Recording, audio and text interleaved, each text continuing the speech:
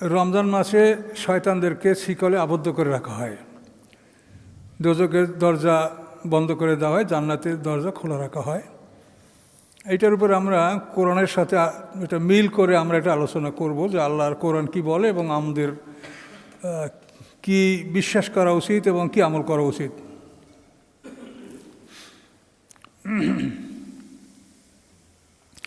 আমরা প্রথমে সূরা বানী ইসরাঈল থেকে আলোচনা করছি। দেখেন, বিসমিল্লাহির রহমানির রহিম। ওয়াইজ কুলনা লিল মালাইকাতি ইসজুদু লিআদামা ফাসাজাদু ইল্লা ইবলিসা। আল্লাহ বলেন, স্মরণীয় ঘটনা, যখন আমি ফেরেশতাদেরকে বলেছিলাম যে আদমের সম্মানে তোমরা সেজদা করো, ফাসাজাদু, তারা সবাই সেজদা করলো, ইল্লা ইবলিসা, ইবলিস ব্যতীত। কলা, সে বলল, আসজুদু লিমা খালাক্তা তিনা, আমি কি ওই আদমকে সিজদা করব যাকে আপনি মাটি দ্বারা সৃষ্টি করেছেন? প্রশ্ন। আরও বলে শয়তান, দেখেন কত উদ্যত, কলা আরাই টাকা, আপনি কি মনে করেন, হাযাল্লাযী কাররামতা আলাইয়া, এই আদমকে আপনি আমার উপরে সম্মানিত করেছেন? কথাগুলো ভাবটা কি শয়তানের। লায়ন আখারতেন ইলা ইয়াউমুল কিয়ামা, যদি আপনি আমাকে কিয়ামত পর্যন্ত অবকাশ দেন, লা আহতানি কুন্না যুররিয়াতাহু, তো অবশ্যই আমি তার সকল সন্তানদেরকে আমি নিজে দখলে নিয়ে নেব, আমার আয়ত্তে নিয়ে নেব, ইল্লা কালিলা, সামান্য সংখ্যক ব্যতীত। এভাবে শয়তান যখন আল্লাহর সাথে বেয়াদবের মতো এই কথাগুলো বলল, তখন আল্লাহ কি বললেন? কলা ঝাপ, আল্লাহ বলেন, যাও, তুমি বের হও, চলো। ফামানিত্তাবা কামিনহুম, আদম সন্তানদের মধ্যে হতে যারা তোমার আনুগত্য করবে, ফাইন্না জাহান্নামা জাযাউকুম জাযা মাগফুরা, নিশ্চয়ই জাহান্নাম জাযাউকুম, তোমাদের শাস্তি, জাযা মাগফুরা, এবং পরিপূর্ণ শাস্তি। আল্লাহ ঘোষণা করে দিলেন যে আদম সন্তানদের মধ্যে হতে যারা তোমার অনুকরণ করবে, জাহান্নাম তাদের জন্য শাস্তি, এবং জাযা মাগফুরা, পরিপূর্ণ শাস্তি। এটা আল্লাহ ঘোষণা করে দিলেন। আরও বললেন, ওয়াস্তাফসিস মানিস তাতা মিনহুম বিসাউতিকা, ইস্তাফাজ জামানি, বিচ্ছিন্ন করা। তো আল্লাহ বলেন, তুমি যাদেরকে পারো তুমি সিরাতাল মুস্তাকিম থেকে বিচ্ছিন্ন করো, মিনহুম, আদম সন্তানদের মধ্যে হতে, বিসাউতিকা, তোমার ডাকের মাধ্যমে, তোমার আহ্বানের মাধ্যমে। তুমি তাদেরকে ডাকো, দাওয়াত দাও, এর মাধ্যমে তুমি যাদেরকে সিরাতাল মুস্তাকিমের রাস্তা থেকে বিচ্যুত করতে পারো, পৃথক করতে পারো, করো। ও আজলেম আলাইহিম বেখাইলেকা, এবং চাপিয়ে দাও তোমার ঘোড়সওয়ার তাদের উপরে, শয়তানের ঘোড়সওয়ার, চাপিয়ে দাও তোমার ঘোড়সওয়ার তাদের উপরে, ও রাজিলেকা, এবং তোমার পদাতিক, ইনফ্যান্ট্রি বাহিনী। ও শারিকুম ফিল আমওয়ালি আওলাদ, অংশীদার বানাও তাদেরকে মাল আওলাদে, অর্থাৎ অবৈধ মাল, অবৈধ সন্তান যাতে অর্জন করা যায়, এ ব্যাপারে তুমি তাদেরকে সাহায্য করো, অংশীদার বানাও। ওয়াইদহুম, এবং তুমি তাদেরকে প্রতিশ্রুতি দাও, আমা ইয়াদুমুশ শাইতানু ইল্লা গুরুরা, আর শয়তান প্রবঞ্চনা ছাড়া আর কোনো প্রতিশ্রুতি দেয় না। তো এই কথাগুলি সরাসরি আমরা কোরআন থেকে, আল্লাহর কালাম থেকে কথাগুলি আমরা শুনলাম যে শয়তান আল্লাহর সাথে এভাবে বেয়াদবি করেছে। ফায়জা সাব্বাইতুহু ওয়া নাফাখতু ফীহি মির রূহি, আমি যখন আদম আলাইহিস সালামকে ঠিকঠাক করে বানালাম এবং তার মধ্যে আমি রূহ ফুঁকে দিলাম আমার পক্ষ থেকে, ফাকাউ লাহু সাজিদিন, তারা সবাই আদমের সম্মানে সেজদায় লুটিয়ে পড়ল। ফাসাজাদাল মালাইকাতু কুল্লুহুম আজমাউন, সমস্ত ফেরেশতারাই সেজদা করল, ইল্লা ইবলিসা, ইবলিস ব্যতীত। আবা, সে অস্বীকার করলো, আইয়াকুনা মা সাজিদিন, যে সেজদাকারীদের অন্তর্ভুক্ত হবে, এটা সে অস্বীকার করলো।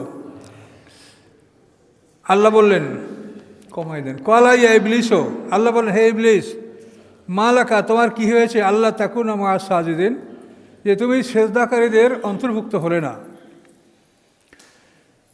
কলা, ইবলিস বলল, লাম আকুন লে আসুদা লে বাসারেন, আমি হব না সেজদাকারী এমন একটা মানুষকে, খালাক্তাহু মিন সলসাল মিন হামাইম মাসনুন, যাকে আপনি কিশোর কাদা থেকে সংগৃহীত ঠনঠনে মাটি দ্বারা সৃষ্টি করেছেন। এভাবে শয়তান জবাব দিল, কলা ফাকরুজবেন না। আল্লাহ বলেন, তুমি এখান থেকে বের হও, তুমি যে জান্নাতে আসো ফেরেশতাদের সাথে আসো, এখান থেকে বের হও। ইন্নাকা রাজিম, নিশ্চয়ই তুমি অভিশপ্ত। ওয়ান্না আলাইকাল লানাত, এবং তোমার উপরে অভিশাপ, ইলা ইয়াউমিদ্দিন, বিচার দিন পর্যন্ত। এভাবে আল্লাহ বললেন, তোমার উপর অভিশাপ হে শয়তান বিচার দিন পর্যন্ত। কলা রব্বে, তখন শয়তান বলল, আনজিরনি ইলা ইয়াউমি ইউবআসুন, হে আল্লাহ, পুনরুত্থান দিবস পর্যন্ত আপনি আমাকে অবকাশ দিন। ইউবাসুন পুনরুত্থান, দ্বিতীয় সিংহের ফুৎকার, এ পর্যন্ত আমাকে আপনি সময় দিন। কলা, আল্লাহ বললেন, ইন্নাকা মিনাল মুনজারিন, তোমাকে অবকাশ দেওয়া হলো, অবকাশ প্রাপ্ত যারা তাদের অন্তর্ভুক্ত তুমি হলে, কিন্তু কোন পর্যন্ত? ইলা ইয়াউমিল ওয়াক্তিল মালুম, নির্ধারিত একটা দিনের নির্ধারিত সময় পর্যন্ত। এটা হলো প্রথম সিংহার ফুৎকার যেদিন শুরু হবে, এই সিংহার ফুৎকারের দিন পর্যন্ত শয়তানের হায়াত আল্লাহ মঞ্জুর করলেন। ও চাইছিল দ্বিতীয় সিংহার ফুৎকার, তো দ্বিতীয় সিংহার ফুৎকার পর্যন্ত তাকে সময় দিলে তাহলে মৌয়াতের যাতনা আর তার ভোগ করতে হতো না, এটাও দাবি করছিল। কিন্তু আল্লাহ বললেন, না, আমি তোমাকে সময় দিব এলা ইয়াউমেল ওয়াক্তেল মালুম, একটা নির্ধারিত দিনের নির্ধারিত সময় পর্যন্ত, অর্থাৎ সিংহার প্রথম ফুৎকার শুরু হওয়া পর্যন্ত তোমাকে আমি সময় দেব। সিংহার ফুৎকার শুরু হবে, শয়তানের মৃত্যুর যাতনা শুরু হবে। সিংহার ফুৎকার শেষ হবে, তখন শয়তানের মৃত্যু হবে। এখন আল্লাহ তাআলা শয়তানকে প্রথম সিংহার ফুৎকার পর্যন্ত সময় দান করছেন। দান করার পরে এখন শয়তান বলে কি দেখেন, কল রব্বি, হে আমার রব, বেমা আগুয়াইতানি, যে কারণে আপনি আমাকে বিপদগামী করেছেন, লা উযায়্যিনান্না লাহুম ফিল আরদ, আমি এই পৃথিবীকে তাদের জন্য সাজিয়ে রাখবো, ওয়ালা উগবিয়ান্নাহুম আজমাইন, এবং আমি তাদের সবাইকে বিপদগামী করবো, ইল্লা ইবাদাকা মিনহুমুল মুখলাসিন, আপনার মুখলাস বান্দা ছাড়া, সৃষ্টিগতভাবে যারা মুখলাস নবী রাসূল পয়গম্বর, তাদের ছাড়া আমি সবাইকে বিপদগামী করব, এটা শয়তান ঘোষণা করলো। তো এখন এই যে কোরআন থেকে আমরা কথাগুলো বলছি, এর সারমর্মটা আমি আপনাদেরকে শেষে বলছি, তাহলে আপনারা বুঝতে পারবেন যে এই কথাগুলা কেন বলা হচ্ছে। আর একটা সূরা থেকে আপনাদেরকে বলছি, এখানে ওই একই কথা। আল্লাহ তাআলা আদমকে সিজদা না করার জন্য আল্লাহ তাআলা কি বলেন দেখেন। আল্লাহ বলেন, ক্বালা ইয়া ইবলিসু, হে ইবলিস, মা মানাকা আন তাসজুদা লিমা খালাকতু বিয়াদিয়া, তোমাকে কিসে মানা করলো যে আদমকে আমি আমার হাত দ্বারা তৈরি করেছি, সে আদমকে তুমি সিজদা করতে অস্বীকার করলে। আল্লাহর হাতের তৈরি 4টে জিনিস তাফসীর কাউকে বলেন। আল্লাহর আরশ, এটা আল্লাহর হাতের তৈরি। আল্লাহর কলম, যে কলম দ্বারা আল্লাহ লেখেন, এটা আল্লাহর হাতের তৈরি। এরপরে জান্নাতে আদম, এই বেহেশতখানা আল্লাহর হাতের তৈরি। আর আদম হয় এই 2টা মানুষ আল্লাহর হাতের তৈরি। এজন্য আল্লাহ বলে, লিমা খালাকতু বিয়াদিয়া, যে আদমকে আমি আমার হাত দ্বারা তৈরি করেছি, তুমি তাকে সিজদা করতে কেন অস্বীকার করলে? আস্তাকবারতা, তুমি কি অহংকার করছো? আমকুনতা মিনাল আলিন, না তুমি বড়দের অন্তর্ভুক্ত হয়ে গেছো, তুমি খুব বড়। কলা আনা খায়রুম মিন্নু, ইবলিস বলল যে আমি আদমের চাইতে ভালো। কেন ভালো? খলাকতানি মিন নারিন ওয়া খলাকতাহু মিন তিন, আপনি আমাকে আগুন দ্বারা সৃষ্টি করেছেন এবং তাকে আপনি মাটি দ্বারা সৃষ্টি করেছেন।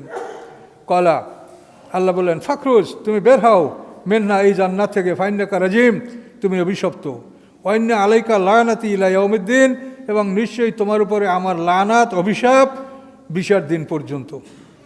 কলা রব্বে, শয়তান বলল, হে আমার রব, ফানজিরনি ইলা ইয়াউমি ইউবআসুন, হে রব, আমাকে পুনরুত্থান জীবন পর্যন্ত আপনি সময় দেন।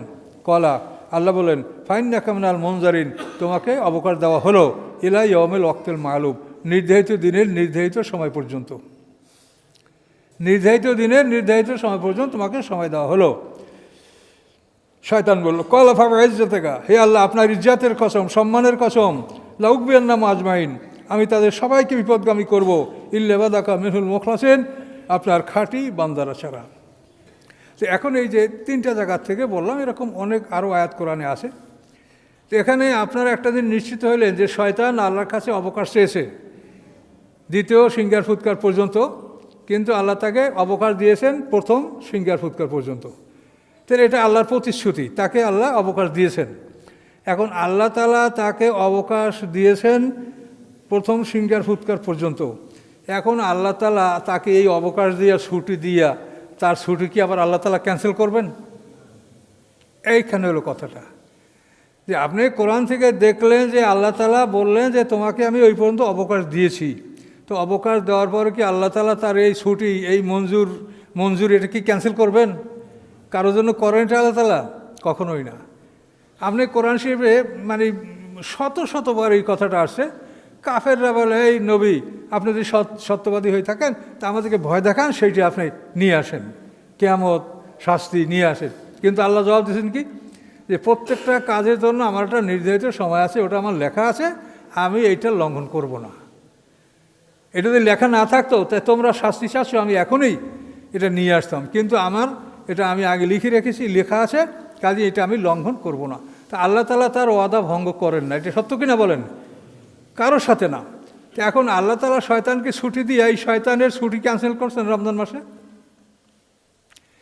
কথাটা হলো এখানে, আপনারা তো বলেন যে এই যে হাদিসের বিষয়টা, এখন আপনি নিজের বিবেকের প্রশ্ন করেন যে তাহলে এই হাদিসটা আমরা মানলে দেখা যায় তাহলে যে শয়তানের সাথে আল্লাহ যে প্রতিশ্রুতি দিয়েছেন ইলা ইয়াউমিল ওয়াক্তিল মালুম, আল্লাহ তাআলা প্রতিশ্রুতি ভঙ্গ করিয়া শয়তানকে কী করলো? রমজান মাসে বন্দী করলো। বছরে 1 মাসের বিরাট ব্যাপার, তো এইটা আল্লাহ কখনো করেননি। তা আল্লাহ কি করছেন? আল্লাহ আমাদেরকে বলছেন যে ওয়াইম্মাইয়ান জাগান নামকানা শৈতানের নাজগুন ফাস্তাইজ বিল্লাহি মিনাশ শৈতানির রাজিম।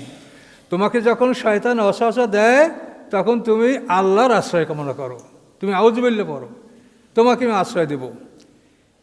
ইন্নাহু লাইসা লাহু সুলতানুন আলাল্লাযিনা আমানু ওয়া আলা রাব্বিহিম ইয়াতাওয়াক্কালুন।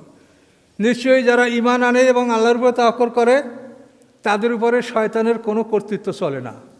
কোরআনের কথা পরিষ্কার। কাজেই শয়তানকে আল্লাহ বাইন্ধে রাখবে না। শয়তানের জন্য প্রতিরক্ষা ব্যবস্থা আপনাকে আল্লাহ দিয়ে দিয়েছেন। আপনি ঈমান এবং তাওয়াক্কুল এবং ওয়াসওয়াসা আসে আল্লাহর কাছে আশ্রয় কামনা করবেন, আল্লাহ আপনাকে আশ্রয় দিবে। কিন্তু শয়তানকে বেঁধে রাখার কথা, এটা কোরআনের সাথে এটা সম্পূর্ণ সাংঘর্ষিক। তো এই জন্য যে হাদিসগুলি গবেষণা করলে কোরআনের সাথে সাংঘর্ষিক প্রমাণিত হয়, আমরা সেগুলিই বলি। আপনারাও মানুষ, আপনাদেরও জ্ঞান বুদ্ধি আছে, আমার কথাই শুনবেন তা না, আপনারাও দেখেন যে আসলে বিষয়টা কী। তো এই জন্য এইসব বিষয়গুলো গবেষণা করতে হবে। অতি পরিতাপের বিষয় যে আমরা সমাজে যে ইসলামের একটা অবকাঠামো পাচ্ছি, এটা হাদিস ভিত্তিক, হাদিস উপর ঢালাই করা, কিন্তু কোরআনের উপর ঢালাই করা না। আমরা যখন এটা কোরআনের সাথে তুলনা করি, কন্ট্রাস্ট করি, তখনই দেখা যায় যে এই বিষয়টা ফুটে আসে।